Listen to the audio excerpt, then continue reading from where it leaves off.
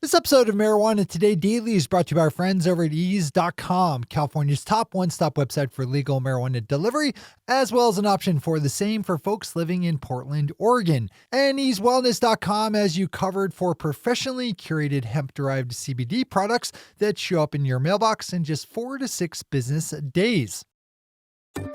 Good morning, Marijuana Nation. It's Wednesday, May 1st, 2019, and you're tuned in to episode 716 of Marijuana Today Daily. I'm your host, Shay Gunther, and I'll be walking you through today's marijuana news and headlines. As always, we have a full and busy day of cannabis news in our hands, so let's jump right into it.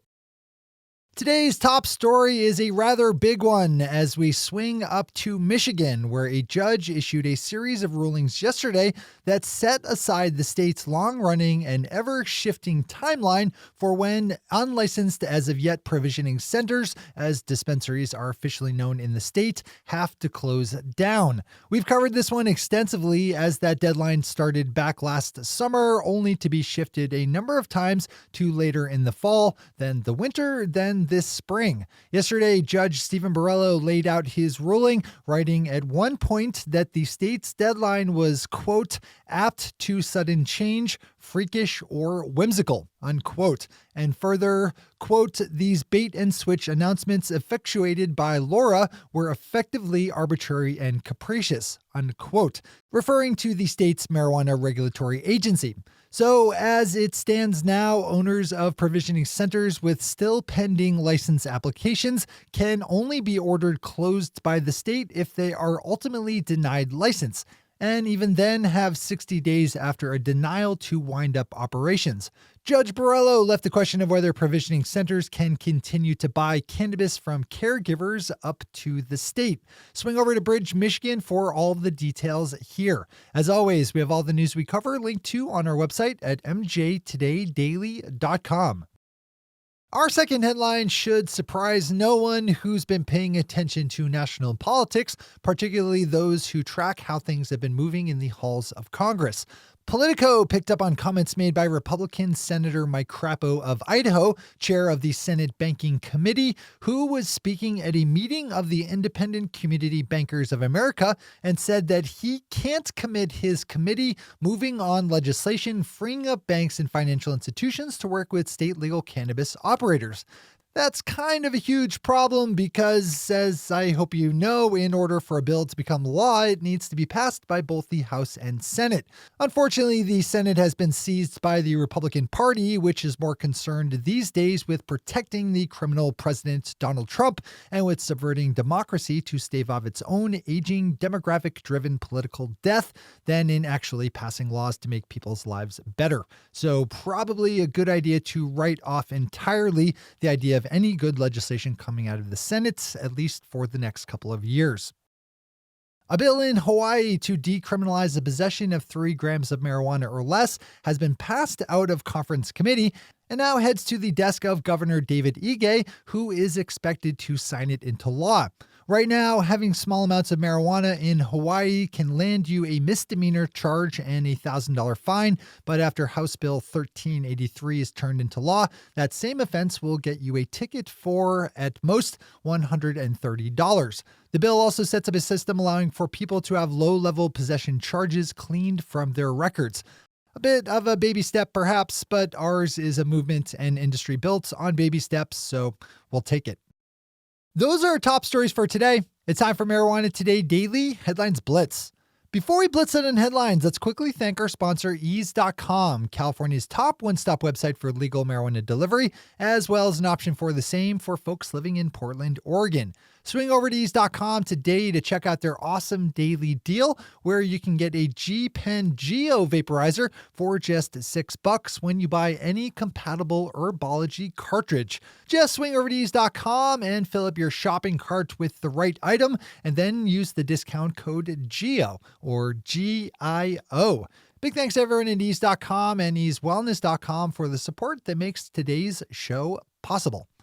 All right, time for the blitz. Maggie Cowie over Marijuana Business Daily has an informative piece up with a chart showing the rise in the size of the pool of registered medical marijuana patients in New Jersey, along with the accompanying growth in space needed to cultivate enough cannabis to meet demand. There are actually two charts on this one, along with a ton of good accompanying detail and background, with one chart showing how things are going to grow naturally under the status quo, while the other plots how a rise would look if an executive order issued by Governor Phil Scott to expand patient access is implemented. Under that projection, a lot more medical cannabis will need to be grown. Even under the more conservative estimate, 15 new cultivators will need to be added to New Jersey's licensed growers within the next 3 years. Anyway, you cut it, the future of medical marijuana in the Garden State is looking brighter. Open this one up today, even if you don't do business in New Jersey. Rolling Stone has a fantastic long-form profile story up of the legendary Willie Nelson, who is turning 86 this year and still plays 100 concerts annually. Patrick Doyle's story wonderfully frames Willie's life in the context of his current involvement in the legal marijuana industry. Nelson's brand, Willie's Reserve, is sold in a number of legal marijuana states as flower, concentrates, and edibles. Read this one today. Barron's has another story that you absolutely need to read today, but unfortunately, this one is a little darker in tone than our previous headline, as it picks up on the story of 36-year-old retired U.S. Army Major Ty Reedy, who now works as Director of Operations Services for multi-state cannabis operator Acreage Holdings, and who was recently told by the U.S. Army that he was being let go from his position as a part-time military academy liaison officer, which allowed him to continue accruing time towards earning a military pension. According to the military judge advocate general who stripped Reedy of his position, his job at Acreage Holdings, quote, brings discredit upon the U.S. military academy and army, unquote, and that, quote, a military officer working in the cannabis industry runs contrary to army values, unquote. Because of that decision by the Army, Reedy is losing 11 years of contributions he's made to the pension that he will no longer receive. Julie Weed, who, as far as I know, was actually born with that name perfectly, looks ahead to how legal marijuana sales could swing this Mother's Day, which is tomorrow. Just kidding. Sorry. I think I thought that was funnier than it really was. Julie pulled together some historic sales data showing a rise in legal cannabis sales on the days leading up to Mother's Day weekend, particularly in categories like pre-rolls, concentrates, and edibles. If you run any kind of legal marijuana retail business, this is a good one to open up. New Jersey State Health Commissioner Dr. Sharif El-Nahal just spoke with KYW News Radio about the use of medical marijuana to treat opioid addiction, which is allowed in his state, and said of medical patients with opioid issues, quote, medical marijuana is a useful adjunct that helps them bridge faster into recovery, unquote.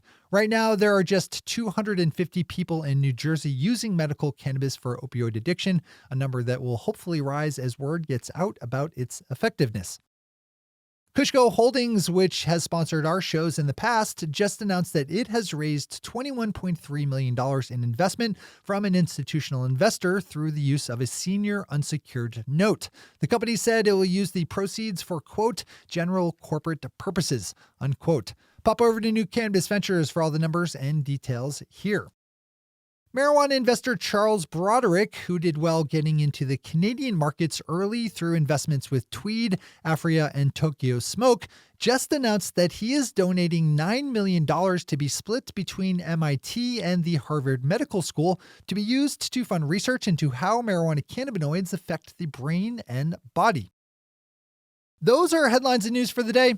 I'll be back with you again tomorrow morning with another information-packed episode of Marijuana Today Daily. But in the meantime, if you have any stories to share or feedback to give, zip us an email to headlines@mjtodaydaily.com. And while you're clicking around the interwebs, swing over to our website at mjtodaydaily.com to find links to all the news we cover. Thanks to our sponsor, Ease, and to all of our awesome Patreon listeners for the support that makes this show possible. To join the illustrious ranks of the Patreon listeners yourself, swing over to our website at mjtodaydaily.com and click on that big blue button at the top of the page that says Become a Patron. I'm your host, Shay Gunther. Thanks for tuning in, starting your day with marijuana today.